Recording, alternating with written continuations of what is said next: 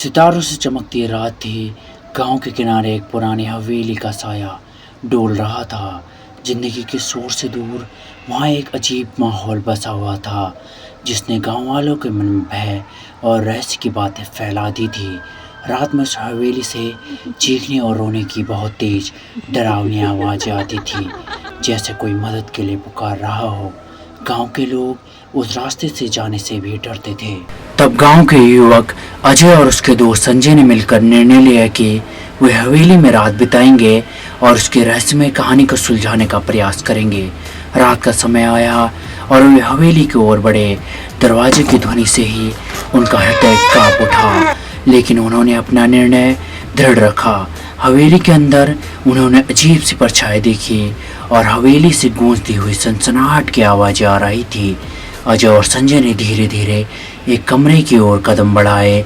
वहाँ कुछ पुराने बर्तन पड़े थे। एक खिड़की से चांद की किरणें उन बर्तनों पर झिलमिला रही थी। तभी अजय और संजय की नज़र उन बर्तनों पर पड़ी। बर्तनों पर एक लड़की दिख रही थी, पर वो लड़की सिर्फ चमकते बर्तनों में दिख रही थी। अजय और संजय डर गए, क्योंकि वो एक आत्मा थी। अजय ने डर के साथ सवाल किया, तुम कौन हो? उन बर्तनों से आवाज़ आई, मैं एक विधवा महिला हूँ जिसे यहाँ छोड़ दिया गया था। मेरा नाम मनीषा है। अजय और संजय की आंखों में आश्चर्य की छाया थी, लेकिन वे आगे बढ़े और मनीषा के साथ बातचीत करने लगे। उन्होंने सुना कि मनीषा को यहाँ छोड़ दिया गया था जब वो बच्ची थी। तभी उसकी शादी करा दी गई थी और शादी के अगले ही दिन उसके पति की सड़क हादसे में मौत हो गई थी। तो उसके ससुराल वालों ने उसे उसकी मौत का कारण समझा और उसे बहुत मारा। बुरी हालत में इस हवेली में बंद कर दिया था। पूरे शरीर पर घाव थे, खून बहे जा रहा था। इतनी बुरी हालत करके उसे हवेली में जिंदा बंद कर दिया था। वो 2 दिन तक ऐसी ही भूखी प्यासी तड़प तड़प कर मर गई।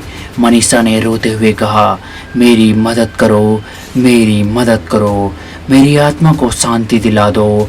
मैं बहुत सालों से इस हवेली में भटक रही हूँ। अजय और संजय ने अपनी दृढ़ता बनाए रखी और उन्होंने मनीषा की कहानी सुनी। तब मनीषा सिर्फ 12 साल की थी। इतनी छोटी बच्ची के साथ इतना बुरा हुआ। दोनों की आंखों में आंसू आ गए।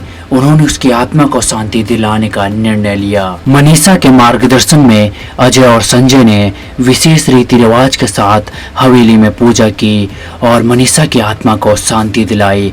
हवेली में से आवाज आना बंद हो गई थी। गांव में भी डर का माहौल खत्म हो गया था।